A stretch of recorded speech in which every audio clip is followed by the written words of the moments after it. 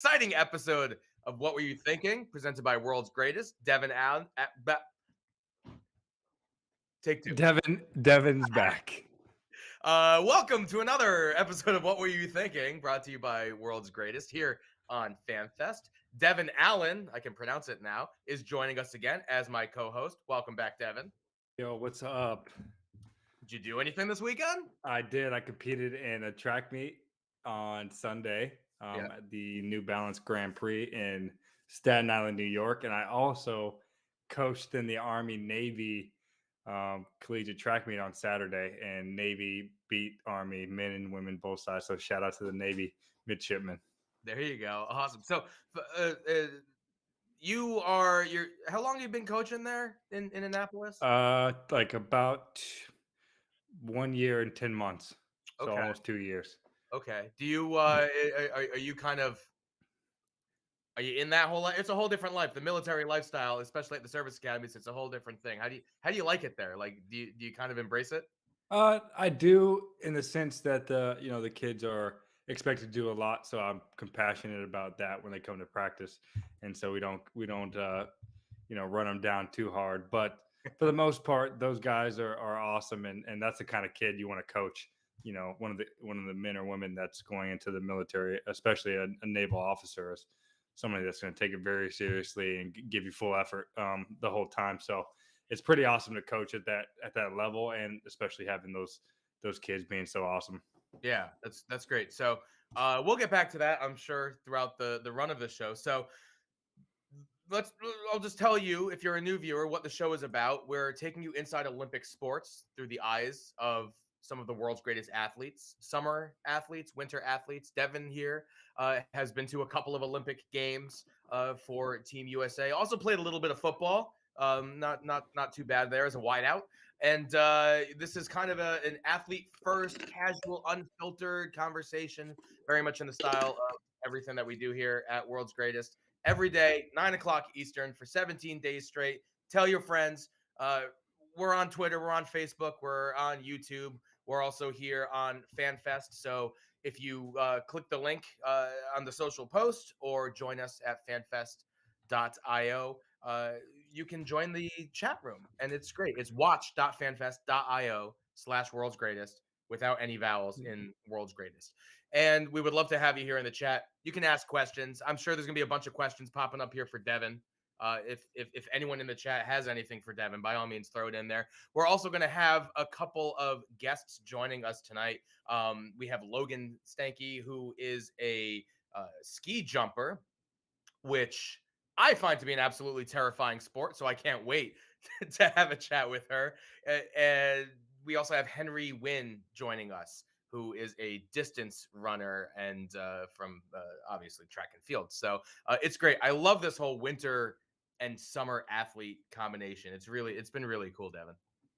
Yeah, no, it's been awesome. I think the correlation between each of the two different kinds of sports, especially summer and winter, is so similar in the mindset, which is very cool. And then getting to learn a lot more about each of the winter sports that I wouldn't have necessarily known before is awesome as well. So I'm enjoying watching the Olympic Games, just like you, Mike. I'm a big Olympic Yeah. movement fan, so I'm kind of catching up on my stuff. I just watched Deidre Irwin gets seventh place, the best finish ever for a woman in the biathlon, and that was like half a day ago at least, right? That's what happened live half a day ago, but I'm catching up on it on Yep. TV now, so it's very cool to watch. I love it.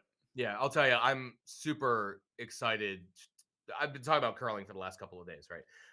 But tonight is USA versus Canada women's hockey, which is I mean, it's the whole games. Granted, it's group stage, so I'm sure we'll meet them again in the final. So Yeah, for this sure. is kind of more of a warm up more than anything else. But it's a great game.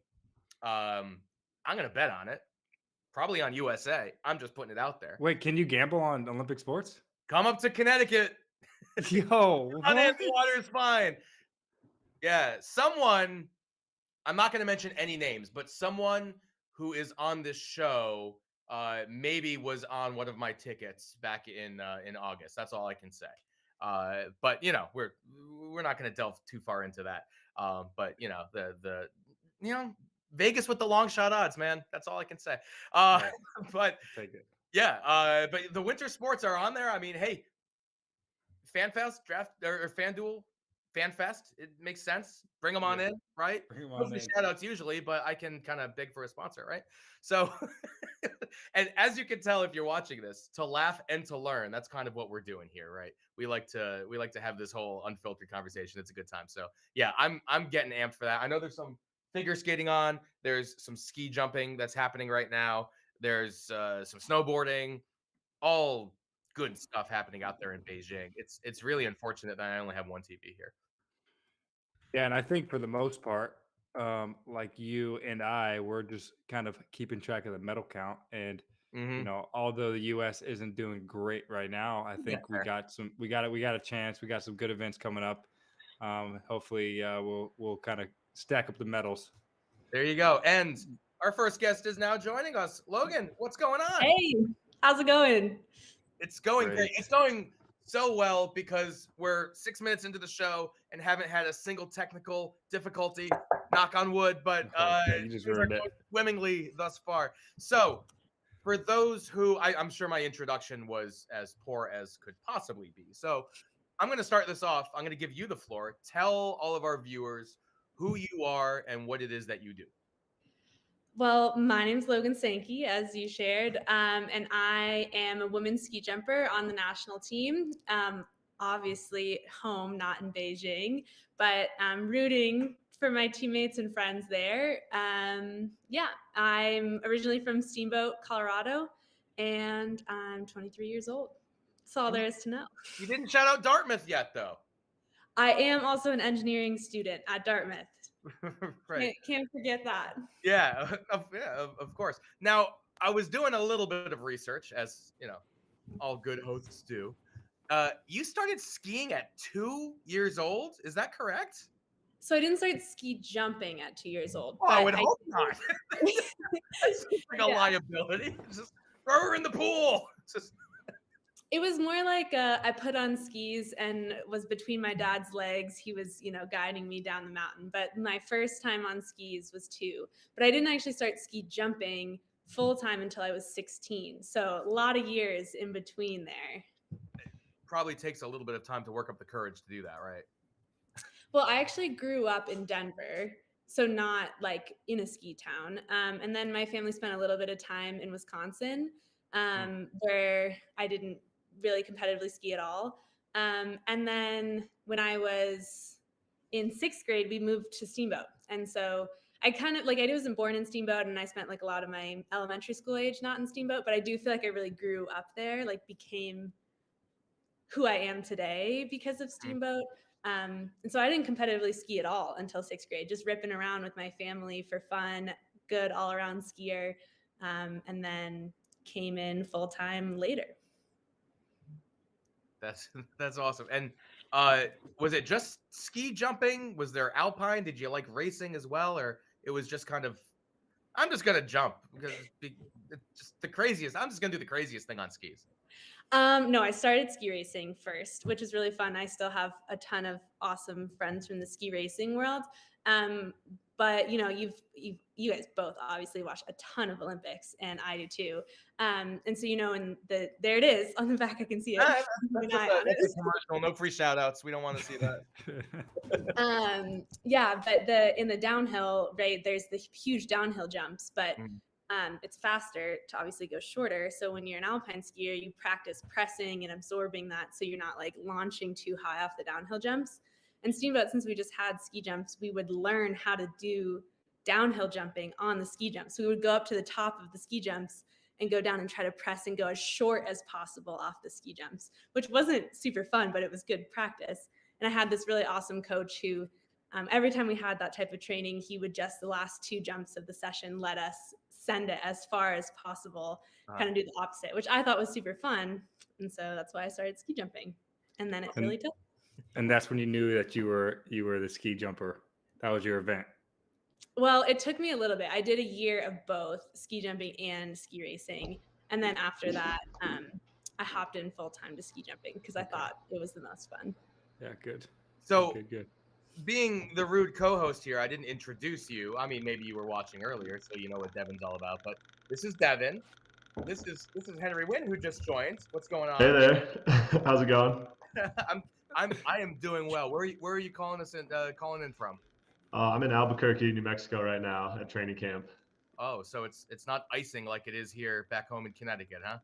No, I'm glad I got out of there after Milrose last week. well, you're gonna come back to the Nutmeg State at some point in time. One of the most successful high school runners from Connecticut. You went to where it was in Westport, right? Yep, Staples High School in Westport.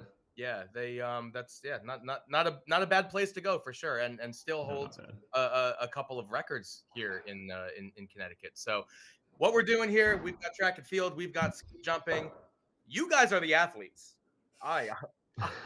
You're an athlete too. Well, if competitive eating was in the Olympics, you win gold. put me in the cannoli 1K. Yeah, I want to be in that as well. No, I think Nick Ponzio, the shot putter, would totally put me in my place. But I could get silver, absolutely. But I love having you here. A totally different type of runner than Devon. Equally successful, I'm sure. But it's great because I want you guys to kind of have the conversation here about training, about athletics, because there are so many parallels, and it sounds weird to say it, between winter sports and summer and track and field that we've just been discussing with everybody on the show. And I just love having you guys in the room. And we have a video coming up. And what is it? And it seems to be a TikTok video. Logan's TikTok is popping up. All right, hold on. I feel like this is kind of like track and field. This is the exact training I did today. It's literally the same stuff I did today. Yeah, this is my plyo training, and the joke at the beginning that I hate doing this when other people are in the gym because they just stare at you and laugh at whatever you're doing. So there's the frog hops at the beginning, like the. But good plyo trainings are good for all sports: ski jumping, running, jumping. No, this is your workout right there on this TikTok. It was exactly what I did today. I did, hurdle hops. You call them frog hops, but same kind of thing. I did some weighted jumps. I did some box squat jump today as well in the weight room. So there's a lot of parallels that, a lot of sports all kind of do the similar kind of training. And my question to you guys, Logan and Henry, is did you do another sport?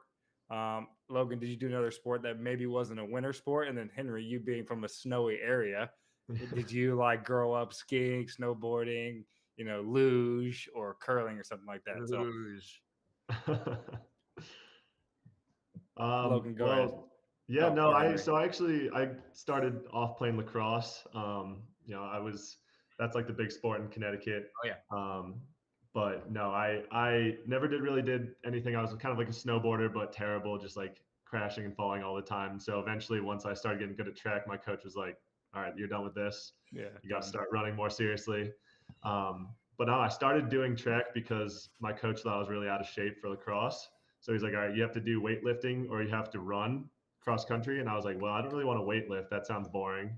I guess I'll do cross country. And I don't know. Then I eventually got kicked off the lacrosse team because my coaches teamed up against me, and that's how I ended up here with you guys. Now you're running. Hey, it worked yeah, out. I was always like, oh, there's no way I'm ever gonna be a runner. That looks terrible. Like my mom would drive past runners when I was in middle school, and she'd be like, you're gonna be that guy one day. Like you're gonna be running. I was like, there's no chance. I'm gonna be a lacrosse pro when I'm older. So my dream didn't work out there. I just don't get how people can run for fun. I've never gotten it either. So I'm right there with you. But now you do. Some days it's fun. Some days it's fun. My theory with running though, especially long distance, is that I think everybody's like they're wearing too much clothes, they're carrying too many water bottles, they make it way more uncomfortable on themselves than it has to be. So when I see somebody with like the sash of water bottles, I'm like, yeah, I would hate running too if I was carrying that with me. Yeah, and I love this tweet that just popped up here. NCAA championship followed by knee surgery, emergency stomach surgery, and COVID, and then 1,500 and 334. What? Yeah, I wouldn't say that's the ideal training progression, but Should I be taking notes on this? Like, is this what I should do? I wouldn't suggest any of that stuff. No. Please don't. Frog jumps followed by emergency stomach surgery. and you'll be flying off that hill in no time. If you want a couple weeks of recovery in the hospital, then that's the key. But I don't think it helped me in the long run now. So what about you, Logan? Summer sports. What did you play? Yeah, so like I said at the beginning, I originally was just skiing recreationally with my family on weekends for fun. And I played soccer all through elementary, middle, and high school. Like I played all 4 years of my high school. I also dabbled in lacrosse a tiny bit. When I moved to Wisconsin, there wasn't a women's lacrosse team at all, so I played with the men's team, which was fine for a little bit, but went back to soccer. But I'm a huge proponent of the multi-sport athlete. Like I think it's really important, especially as your kid doing lots of stuff growing up, getting all sorts of sports athletic skills, and not like forcing yourself to make a decision too early. Specializing isn't necessary until you're older, in my opinion. So I played lots of sports and just recreated all type of sports for fun. That's great. Did you how did you make the transition from high school, into post high school? I know there's not a lot of like college programs for, specific winter sports, but how did you kind of make that progression into professional and, doing this, at a high level of competition? Yeah, so I made the national team while I was still in high school, which kind of made my decision a little bit easier, because like there is no ski jumping in college. And so like there's alpine skiing, there's cross country skiing. So if you do either of those, maybe you might choose, if you're not on the national team, you might choose to switch to one of those so that you can compete in college, which is a really unfortunate decision that a lot of people have to make. But luckily I made the national team while I was still in high school. So I knew that when I graduated, I could come here out to Utah and train with the national team and have that opportunity. So I was kind of lucky in that sense. Okay. And now you're training full time in Utah, living, training, or do you part when the we're year? not in Europe, because most of our competitions, all the World Cups are in Europe and Asia right now. So we're trying to get some more international competitions out here in the US, but we spend a lot of time overseas. We understand that struggle. That's a similar parallel, because in track and field, like probably 80% of our competitions, probably more than that, actually 90% are in Europe and Asia as well. So we feel you on that one. We spent a few months trying to decide either should I stay in Switzerland for a week, or do I go home for 3 days and then fly back to Germany? And like you're like, Yeah. So that's what's nice is we've kind of got like home bases in Europe. So like instead of flying back and forth, we have oftentimes we'll have like a little apartment where we can go for those 3 days in between like weekends, and that's worked pretty well. I mean, I always get homesick by the end of the season, but better than flying back and forth every weekend. For sure. So and I know this is a dumb question. Sorry, Mike. Go. When is your season exactly? Obviously, it's in the winter because it has to be snow and stuff like that. But does it though? That's my question. I saw you on some grass, it looked like, on your Instagram. Yeah, Great thing with the little fingers that you go down, right? Yeah, so we compete actually all year round, because there's it's kind of like it's like long strands of AstroTurf almost, and the track is ceramic instead of ice. And so like we have summer World Cups, they're called Grand Prix, and then in the winter we have our normal World Cups. There's like little chunks of time in the fall and the spring where there's not enough snow to jump on snow, but there's too much snow to jump on plastic. And so those are like our little bits of off season. But other than that, we're jumping all year round and competing.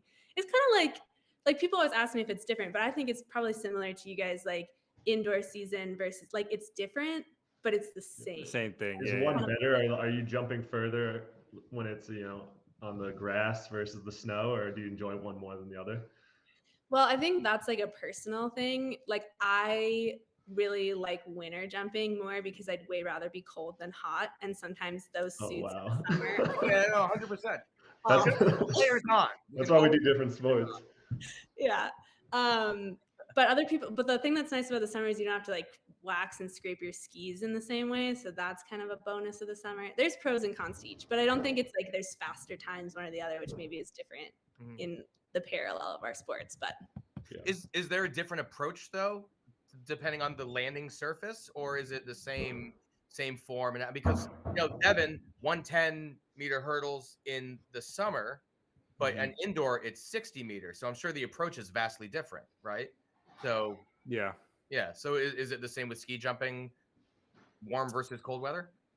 Well, I think like different conditions maybe like favor different people more than others, but I think like I'm a science person, I'm an engineer. I like kind of like all the sciencey pieces of it, but in the summer the air is a lot of times a lot warmer, and warmer air is thinner, so it doesn't support you as well. So a lot of times in the summer there's less feeling like when the air is like really like if you have headwind or there's a lot of like nice cool air supporting you, it feels really good to fly on. And then sometimes in the summer like it's hot, it's muggy, and the air is just really thin, especially here in Utah at high elevation, and so it just feels worse. It's harder to jump in just because of like physics of air.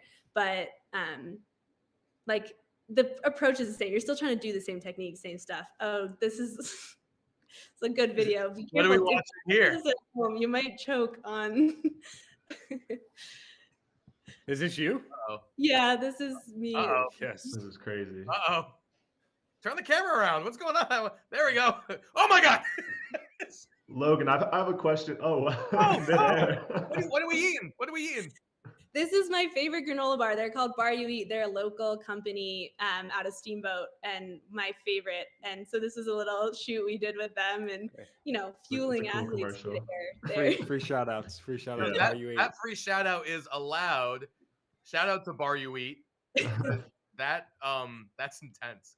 That's great. What is the velocity like when you come up? Let's the fastest. I don't know which gate is the fastest one. I'm not there yet. I've only been talking to you guys for like 3 days. But at your fastest gate or whatever it is, what is that exit velocity like right at the moment that you're jumping? Yeah, it totally depends on the hill. So like this jump right here is a normal hill that you're seeing on the side. So it's like usually about a 90-meter K point.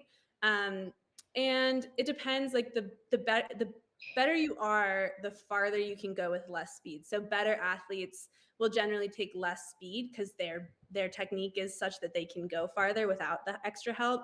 But I would say like on a normal hill, you're probably going like 85 kilometers an hour on a World Cup on average. And then on a large hill, which is like a K 120 meter, so you're going farther, maybe like low to mid 90s on a women's World Cup.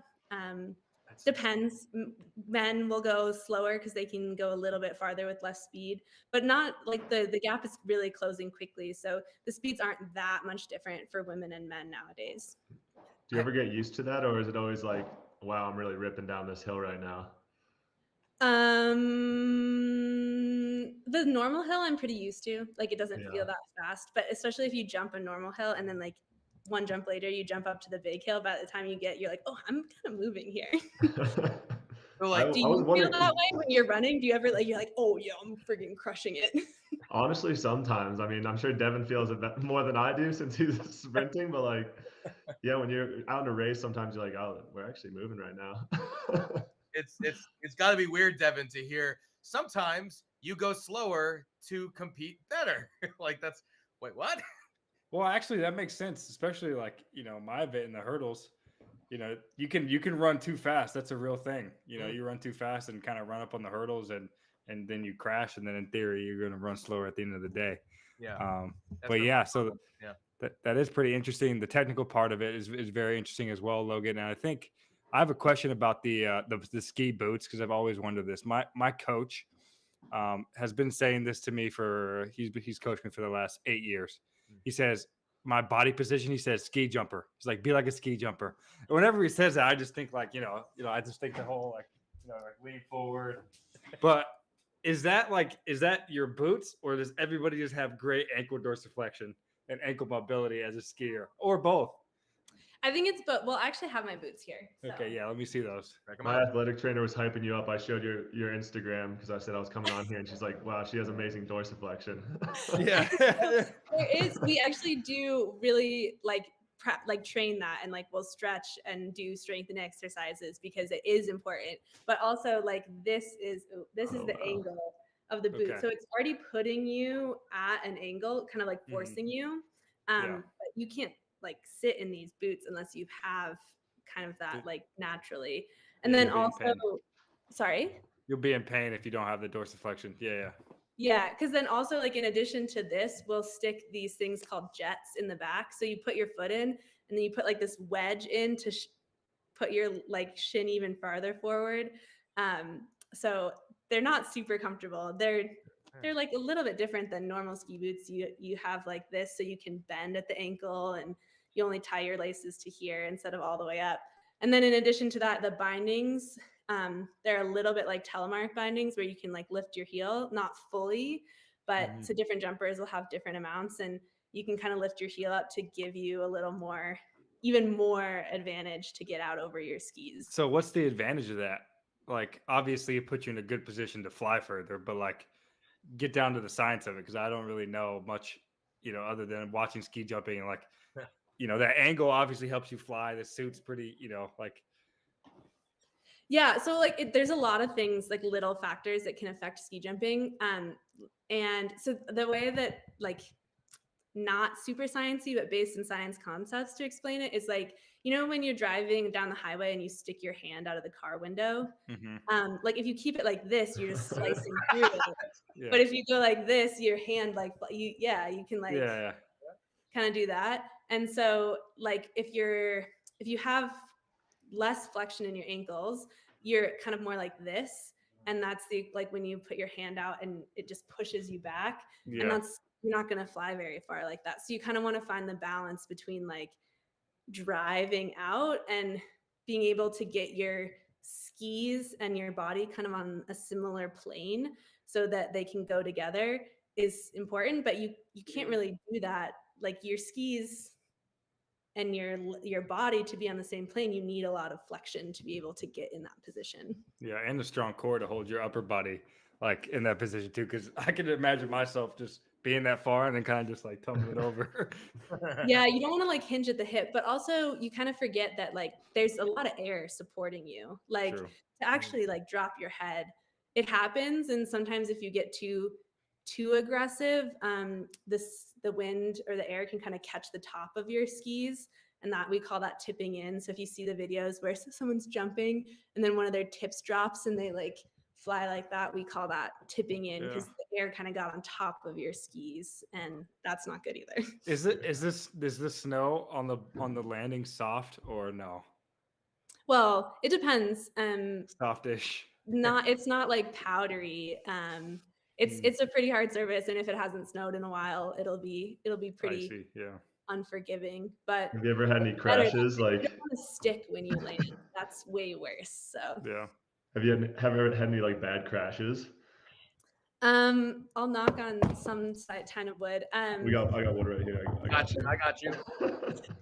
I've had to have some stitches crashing, but and I like repeated use tore my labrum in my hip, but nothing really devastating in one moment. So that's good. Great. Good. That's awesome. I'd love to hear that. Did you guys see this? It was on the side earlier. Did you see the results from the first mixed team event ever? It was crazy. So our producer Bob was actually just saying, "Oh, can I put the results up here? Because I don't know if there's any spoil." Well, I think we're okay to do spoilers. It's the 21st century for folks who really. Well, it was last night. It happened. Yeah, it already happened. This morning. Yeah. All right. So there you go. So, yeah, Slovenia. There we go. Yeah. It was a wild.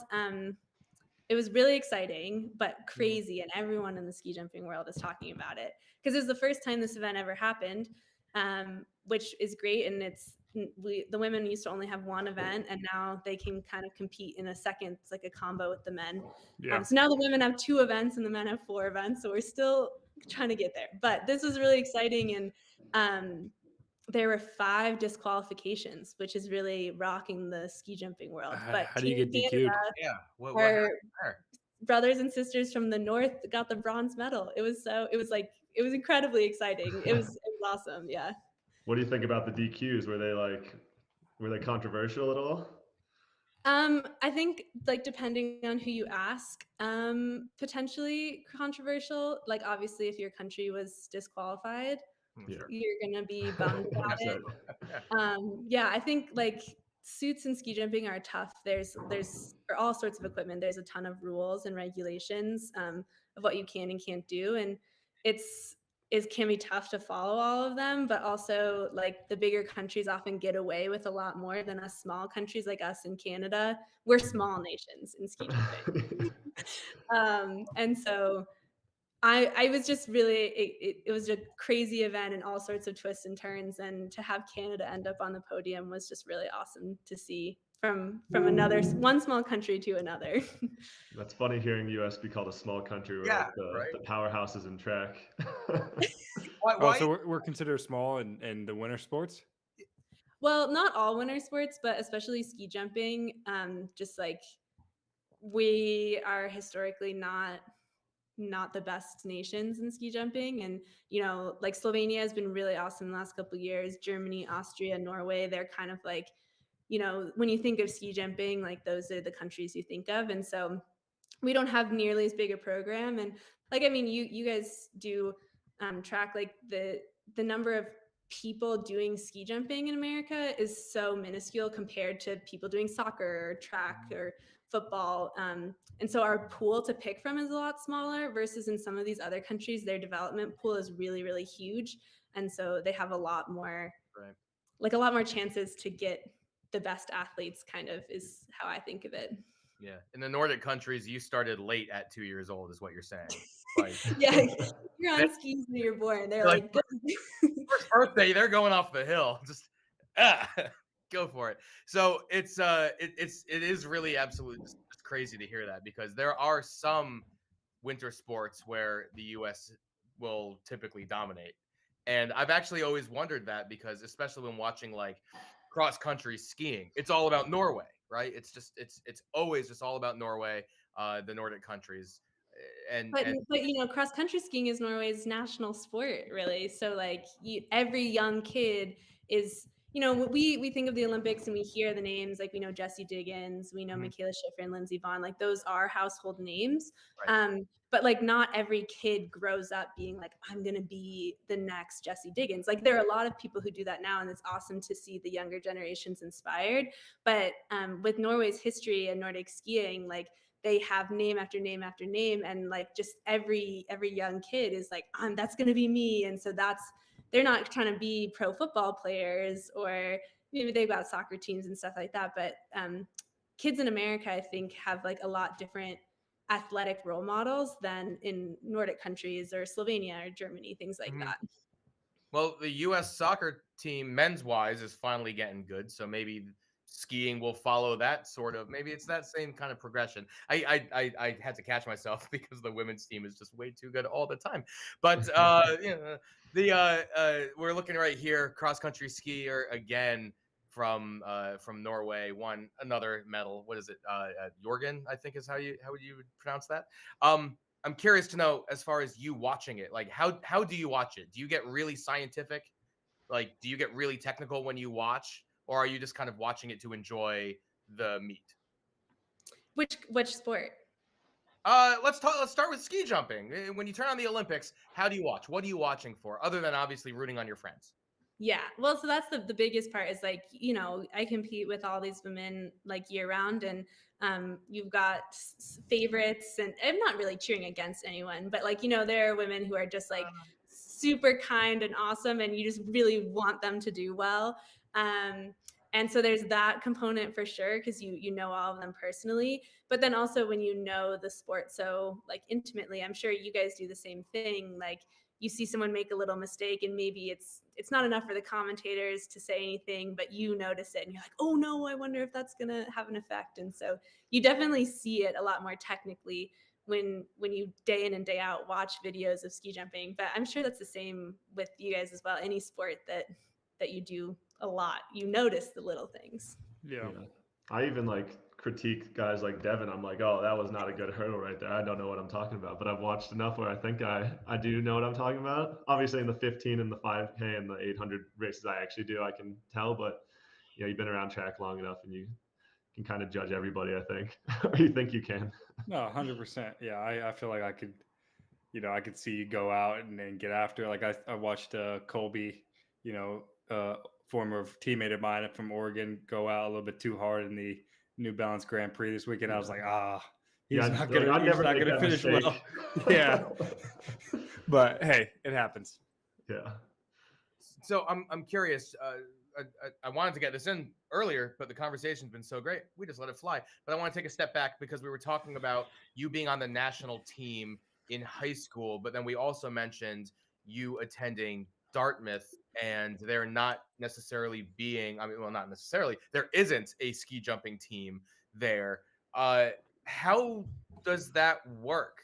Because you've got to still compete on a world-class elite level, but there's no ski jumping in New Hampshire. Maybe, I don't know. Well, there is ski jumping in New Hampshire, just not Not a lot of them. Not Not a lot of easy to them on find. your level. We'll put it that way. No, but it was it a remote thing, or were you on campus and then going to training centers? Like, how did that work? So Dartmouth is on the quarter system, and kind of like have it worked out with the administration that I really just take the spring quarter. So I'm 23 years old and I'm still like a junior in college equivalent in terms of like how many classes I've taken.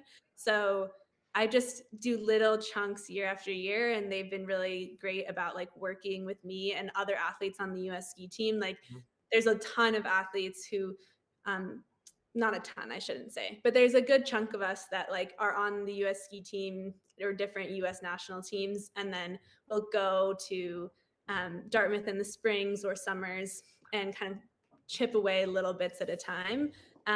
You have to be like really on top of it and kind of creative with how you're getting your classes and making sure you know the sequencing that you need to do to make it happen.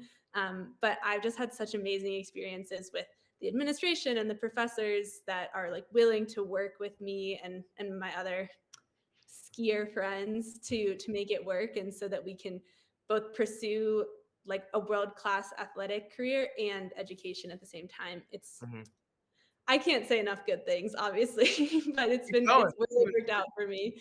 Free shout outs. Bar you eat, Dartmouth. Let's go. Administration. Let's hear it. Let's hear it. Do you partake in skiing recreationally in New Hampshire while you're there? Because there's still snow in the spring. Yeah, like you can go up and ski Tuckerman Ravine, which I've done. But by the time I get there, the spring term starts usually the last week in March, and so things are kind of coming down. And I'm coming off a long winter of skiing. Sometimes I'm just ready to like dive into the classwork and kind of grind for a little bit, which is awesome. Those Northeast mountains don't really compare to where you're from. I mean, hey, I won't say anything bad about East Coast snow, but being from Connecticut, I think I can trash them a little bit. So you're spoiled all year round with. Yeah, good old Mohawk Mountain. Yeah, that's where you're jumping. No, you can trash our hills, but just keep on talking good about those East Coast Ivy League administrations. I love that there was that tweet that was just up before. It looked like a poster from the late 30s of some kind of ski jamboree. Does that kind of stuff still happen up there? Yeah, so we still like Winter Carnival at Dartmouth is actually this week, and I've never been on campus for it, but they did used to have a ski jump on campus, like right on campus. And it's gone now, unfortunately. But way back in the day, there was collegiate ski jumping, and there's like this thing called the Ski Meister, where you would ski jump, cross country ski, GS and slalom ski, and that was like a collegiate national championship event. And there's not really many people that would be good at that anymore, but I think that like in my heart I'm the national champion ski meister these days. As like one of the only people who knows how to ski jump, Nordic ski, and alpine race. But that's just me reminiscing days long past. Yeah, they should do How's that. this person's form on the Twitter right here? Oh, did you miss it? Well, it's switched off, but Well, I that's feel like that should be a old sport. style, the I style of ski jumping, and now we're to a V. So you can tell, you can age pictures based Also, on. they weren't just flailing. I thought they were just bailing out on the jump. Yeah. See, I would love. There he is. There he goes. You're like, that's how high I was when I was 3. I love the thought of the ski meister. The HEP and the deck and track and field is probably the closest thing you can get to it. Similar, yeah. Nordic Track combined. meister. Nordic combined kind of has the. It's like Nordic combined, but one more step. Yeah, and it's the ultra version of Nordic combined. But I would love to see something like that, because that shows who the true. You got to throw in like a speed skate though, just to get people kind of off, or maybe like a round of curling, just like. Yeah, get biathlon in there too. Like you and you have to do it all together. Like no breaks. You're just one to the next the whole time. Have you done the biathlon before? Have you done a biathlon? Have you ever shot that rifle? I have. So shout out to my brother. He started this is for my brother. It's not really free advertising. He started a biathlon club at Dartmouth, or reintroduced to the biathlon club at Dartmouth. Okay. So he takes out kids or peers, students, to go learn how to ski and shoot. And so I've been out with him, but I've never done it in like a race or anything like that. Okay. Yeah, I was just watching that earlier today, and that's pretty cool sport. It's intense. Yeah. I didn't even realize there's like a dozen different biathlon races. Like there's I mean, just different distances, number of targets, maybe. Don't really know what the difference is, but Well, I didn't know how much the like hitting the target is like you have to. If you miss, you get such a big time penalty. Mhm. I'm like, you got to be Usain Bolt on the freaking skis if you miss any to win. Yeah. Well, and that's the thing that's really challenging about biathlon is like the faster you ski, or the harder you ski, which generally translates to faster, the more you're like tired and breathing heavy, and the harder it is to hold your rifle steady. So it's like a real like mind body like meld game. It's crazy. Yeah, breathing is a Call of Duty skins out here, Devon, on the guns. I know, it's sick. Unicorn. You know, we had a few guests on the last few weeks, and I mentioned this in the first episode. Patrick Mahomes was wearing like a heart rate monitor in his playoff win versus who I can't even remember now. It's been too many long weeks, but it'd be interesting to see your guys' heart rates, like ski jumping, like right before you go, and then when you're in the air, and then post landing, and kind of see if it fluctuates any. Because I don't know if you get into that flow state where you're like, big deep breath, you finish warming up, big deep breath before you go to compete, and then you go, and then see if your heart rate like spikes before you take off, or like lowers, like so you can like concentrate and focus on what you need to do. That'd be really interesting. That would be really interesting. It's such a short period of time that like I think the conditions would really affect it. Like if there's a lot of wind and you get a lot of height, maybe you have like the little spike. But I think I almost hold my breath sometimes. So probably by the end, I like have a pretty high heart rate because I'm like, well, that helps you get more air, right? You like filling your body up with air. Yeah, that's what I'll tell people. That's smart. There was a tweet on maybe like 20 minutes ago that I wanted to make a mention. It was a AP News tweet that you were interviewed. I think Billy, I saw in that video, Billy DeMong. Basically about the fear factor as it pertains to ski jumping, or maybe lack thereof, to be successful at it. No, maybe, I don't know, you tell me. I mean, I'm pretty open about the fact that I get scared, and I probably I have more fear than other ski jumpers. I think of it as self-preservation, but it's not very good for you on the ski jump, I don't think.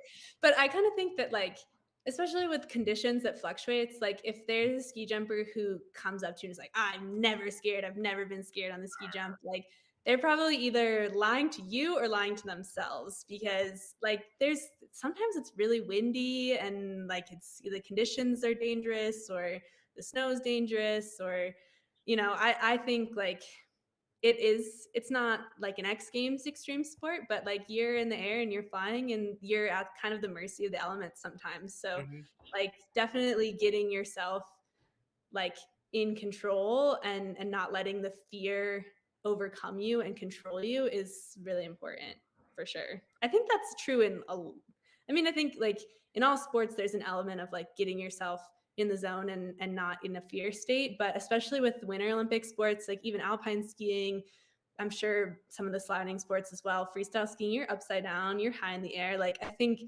there was that piece from the New York Times that was up earlier, is like, it's just Mhm. exists in winter sports, especially because there is always that danger element. Like, it was awful watching the women's GS last night with Nina, and like that, she's an awesome skier and just like so talented, and I personally love her so much, and so that, like, it can happen to anyone, it can happen to the best in the world, and like it can kind of strike like at any time. So there's always kind of that lingering fear in the back of your mind, but you can't let that control you, is really important. Yeah. Have you ever, like, I don't want to say chickened out, but you ever get up to the top and it's really windy and you're just like, I don't know if I should do this. Like, does that happen? Yeah, there's definitely been times like that. And I mean, sometimes it's just too windy, and coaches or officials will say, you know what, like, it's too windy, we can't jump, and they'll cancel the competition, or you'll cancel training sessions. And it definitely happens. And I've had to walk down the ski jump a couple times, which is not as much fun as skiing down it, for sure. But if you're gonna fall, that's maybe worth it. I hear you. When I was a little fat kid at Six Flags, and I was like, I'm not going down this water slide, and had to walk down. Everyone walking up, walk of shame. I was like, this is awful. But I went down. Usually, if you're walking down, everyone else is walking down too, for the most part. So, well, speak for yourself. Is there a world record for ski jumping? And I know that's a weird question because all the courses are different. Do you keep track each venue, or do you keep track overall? Like, is there specifications for that? Yeah, so each hill will have a hill record. Okay. And there's a men's and women's hill record for each hill. Actually, a woman has the women's hill record at this venue in China is longer than the men's hill record right now, which is exciting. Nice. But then there is like the farthest ski jump world record recorded, and that's on a ski flying hill. Women are not allowed to ski fly, so there is no women's ski flying record, unfortunately. But the men's ski jumping ski flying world record is really crazy. Yeah, 235 and a half. Is that feet or meters? Actually, that's meters. Holy crap. Yeah. All right, what's ski flying? Why? It's controversial. There's a lot of different reasons. Like, I mean, women have kind of been progressing, I think, really quickly.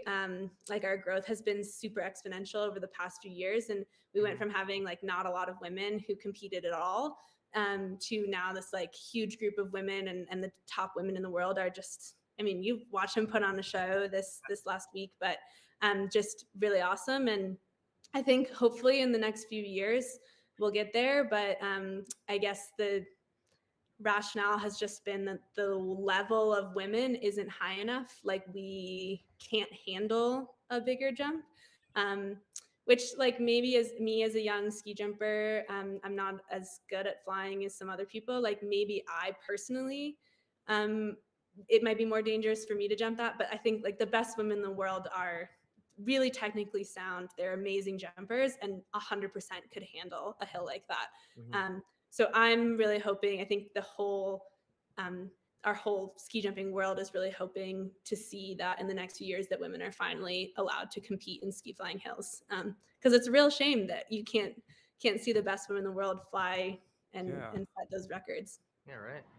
Yeah, there used to be weird rules with like track and field as well with women. So hopefully that changes. Like, I don't think it was till like the 1930s or something that they allowed women in the marathon, because they thought they just weren't strong enough or couldn't handle it. And so the first woman who ran the Boston Marathon was getting torn off the course. And, they thought that was for their own good. Now, obviously that's pretty dumb thinking. Yep. And women crush every event in track and field. So hopefully one day they can do ski jumping like the. Yeah. Hopefully the same thing happens with the Olympics too, because like the first women's Olympic event was only in 2014. So we've only had 3 Olympics and just the normal hill. So not only can we have large hill events, World Cups, but no large hill Olympic event. And so hopefully, like, it's just taking longer than I think any women's ski jumper wants to see. But the progress is being made. It's just in small steps. Like I'm an impatient person to begin with, so I'm kind of like, come on guys, let's get it going. Yeah, The levels jump there, on the big hill.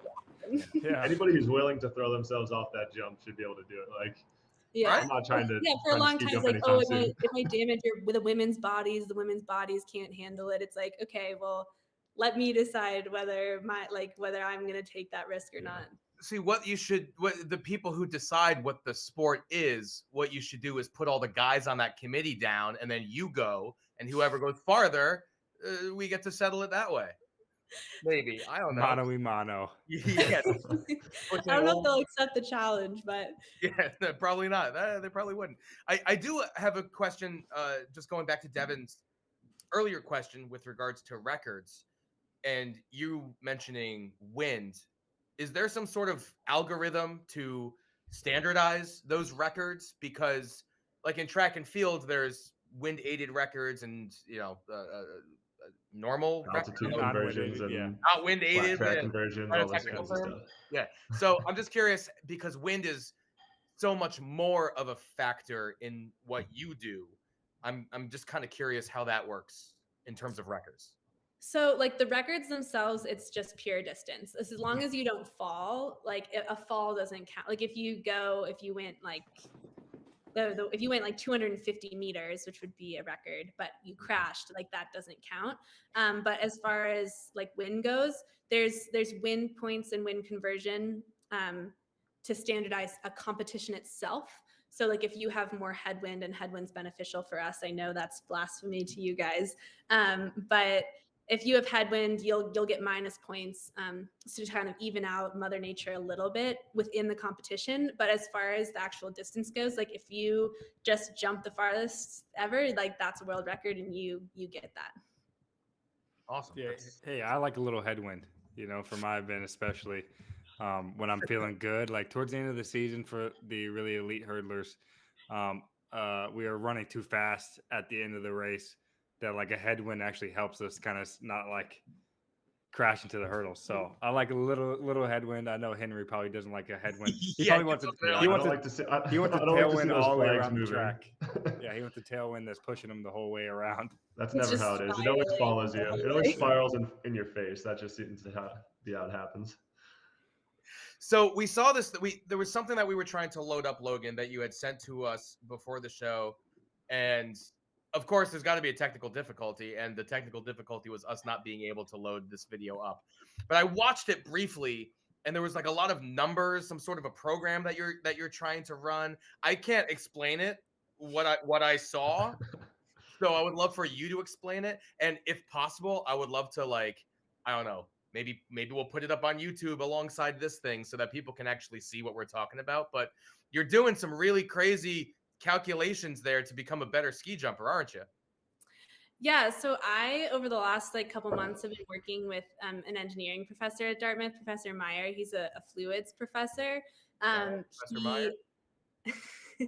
And he helped me kind of like talk through. I haven't taken fluids yet. I'm taking it this spring, but kind of learn more about like the way that different parameters can affect your ski jumping, because I come at it from a very analytical way, and like having those type of words to describe things helps me and helps my brain learn things. And so we kind of like looked at, there's this really cool paper, it's called Sports Ballistics, and it like talks about the trajectories of different sports, and like the different, like hitting a golf ball or how a badminton racket does. And they also include ski jumping. And so there's equations you can use to kind of predict the path of a ski jumper's flight. And so this program that I kind of sent you a video of, but it was a long video. It was Bob's fault. We'll blame Bob. He's not here to defend himself. It was Bob's fault. Yeah. So it basically how it works is it takes those equations and then you can input the different parameters. So your speed that you have at the takeoff, how much you weigh, an approximation of your surface area, things like that, and kind of predict how far you're going to go on a certain hill. And what's really awesome about that for me is like using that to kind of play with different parameters and say, ooh, which of these do I have control over, and how can I try to maximize my distance based on that? So one thing that I've really taken from it is your angle of attack. And so like the angle you're driving off the takeoff, kind of like we were talking with your heels, and being able to cut through. So like if your angle of attack is up here versus down here, and kind of playing with that as you're ski jumping has been really helpful for me. And another reason that I really enjoyed working on this and was really impactful for me was so often people talk about weight in ski jumping and how much you weigh, and it's about losing weight or trying to be on the bubble, and because weight is something like the lighter you are, the easier it is to fly. But I've never really like bought into the unhealthy levels of weight loss that often exist. And it's not just ski jumping, there's other sports as well. But so for me, like saying, okay, well, I could maybe fly 2 meters further if I lost 5 pounds, or maybe I don't want to do that. Like, what other ways before I get to that level, what other parts of my ski jumping can I fix first and have the same effect that just trying to cut weight would do? And so that's, I think, been really helpful for me is like, okay, like how much would really losing 5 pounds do for me? And can I make that up in other areas before I resort to that kind of like that step? And so that's been really powerful for me, more on a serious note, because I think like there can be a lot of issues sometimes with that. But yeah, it's a really cool program. I've really enjoyed working on it. Shout out to the professor. Well, yeah, 5 pounds is a lot of weight. So, Yeah. That's definitely something that's interesting. I think when I first thought of that, when you mentioned it, I thought maybe being heavier would be good because you bring more speed.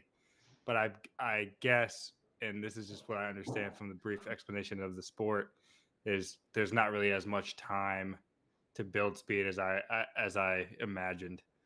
So Yeah, you're like kind of taking the jumping part is more of the important part of the distance aspect of it.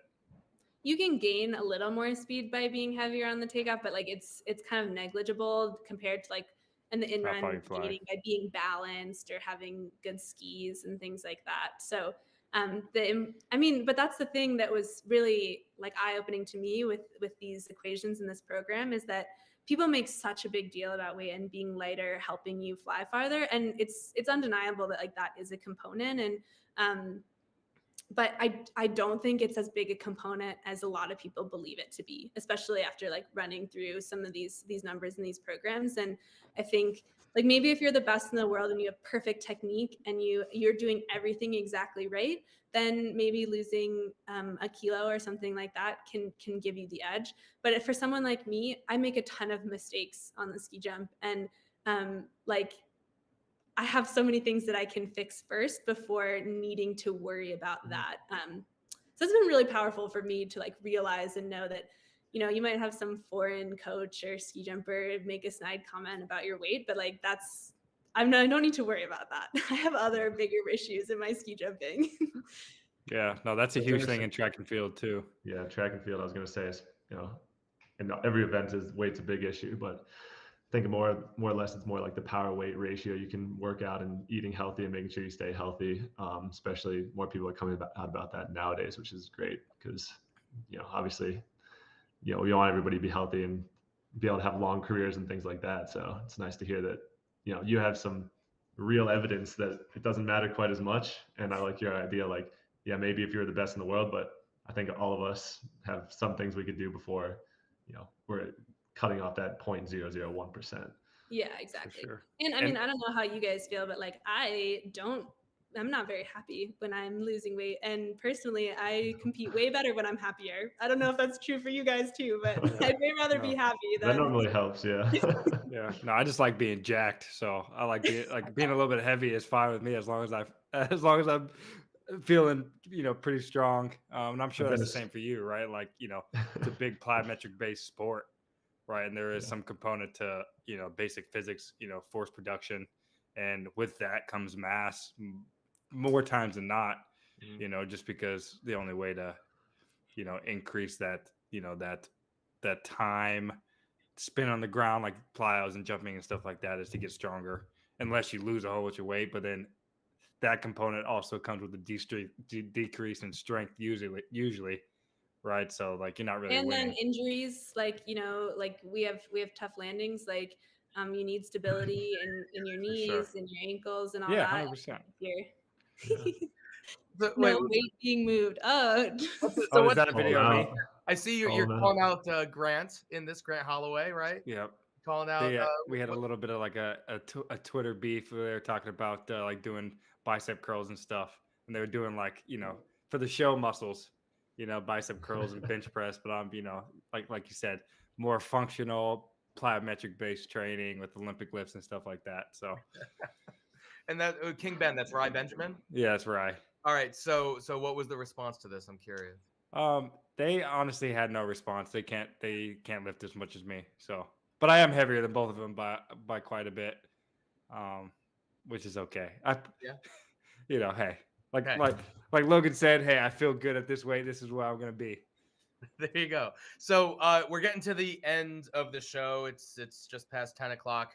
I feel like we could keep on going all night, but maybe we'll save it for another episode because we're going to be here for another 2 weeks, pretty much the next 13 nights we're doing this show again. So Logan, you should totally come back. Henry, come back. Devon, I know you're coming back. You're on the hook. But we always end the show with a question. What were you thinking?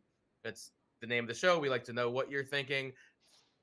Throughout the whole show, we've been getting in there, but specifically, what were you thinking at different moments? I don't know, Devon, if I'm putting you on the spot. Feel free to decline. But if you have any questions, a what were you thinking moment for either Henry or Logan? Yeah. So my question for Logan, because I don't want to ask Henry one because it's going to be track related. That can be your job. For Logan, what were you thinking when you made your first national team? And you were so young. I would say you were still in high school. You said 18 right? yeah, I think I was 17 17. or 18. Yeah.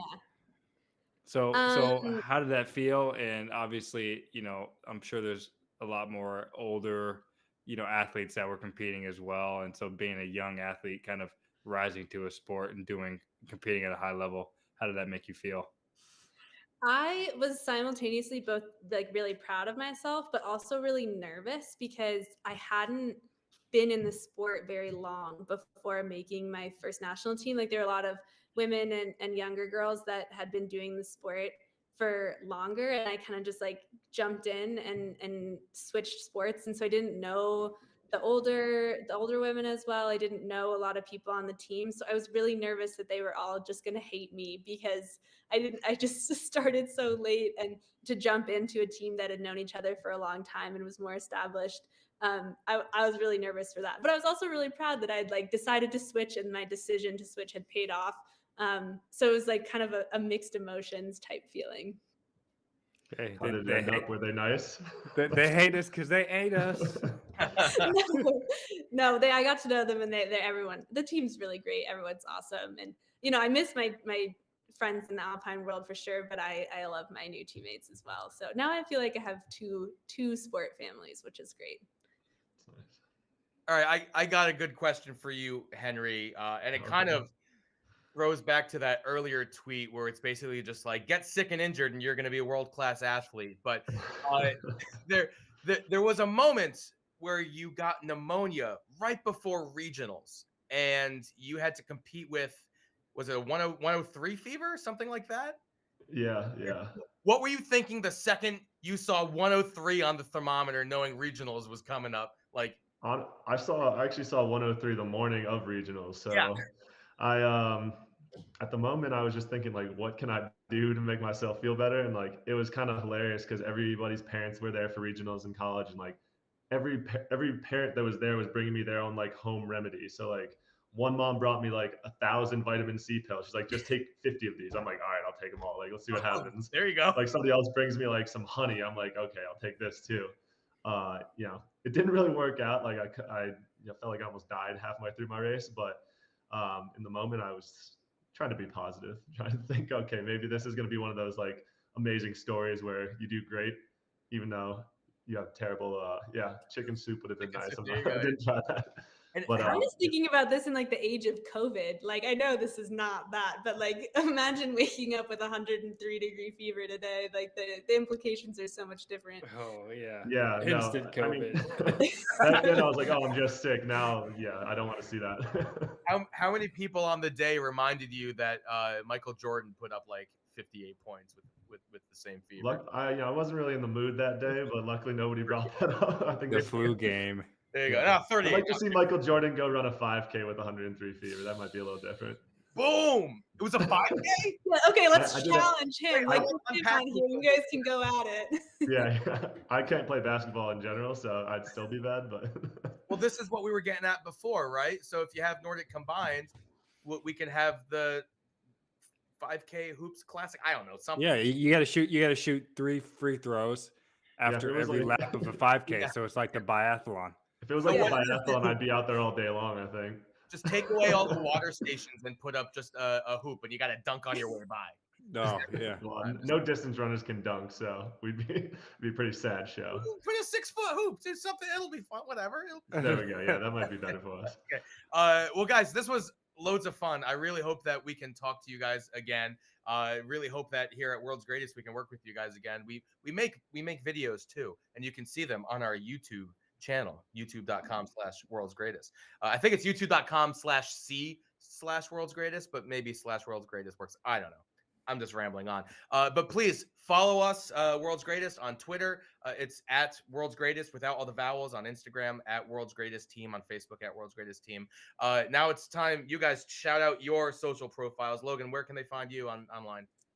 I'm on Instagram at logan.sankey, and I'm on TikTok at logsank. And that's the one, right? That's the one that we saw earlier. Yeah. If we get it out, we're following right now. And what about you, Henry? Where can we find you? These days, I'm just on Instagram at hwinning. So I've tried to get off of other social medias, but that's where you can find me. Wait, Oh, is this another oh, TikTok? more TikTok. Wonderful. Oh, no! This is me. This is you can't hear the sound, but I'm talking about Dirty Dancing because ski jumping and Dirty Dancing have a lot in common, as you'll see here. This is how we practice when we can't be on snow. Is that how you must guys get some practice real when you looks at can't the be on gym. snow? What? Go ahead. I was saying you must get some weird looks at the gym doing that kind of stuff. Yeah, this we do in a private area. No one Okay. around. That's nice. Wait, is that actually like a practice drill that you guys do when you can't get on snow? Yeah. We do it often, like before competitions, like before we head up to the hill. Our coaches will. This is a nice because you're moving, or you'll stand on a box, and we call them catches, and you jump like you would technically on a ski jump, get in your in run, jump, and then the coach will like let you fly into your flight position. So That's pretty fun. See, there's a combo sport. The stunt cheerleading mixed with ski jumping, and now we're on to something. yeah. So many ideas. All right. Yeah, this was absolutely great, guys. Thank you so much for joining. Thanks everyone out there for watching. And we'll be back tomorrow, same time, 9:00 Eastern. I'm trying to remember who we have. I should know this. I know Devon will be back. We'll figure it out. I'm here all week. I'll tell you who we got. Or Bob in the Thanks, chat guys. real quick before we end. No? All right, we're good. Thank you so much. We'll see you guys. Thanks. Good talking to you, Logan. Yeah, Bye, nice to Devon. meet you guys. Bye. Thanks, guys. Oh, Annika and Tess.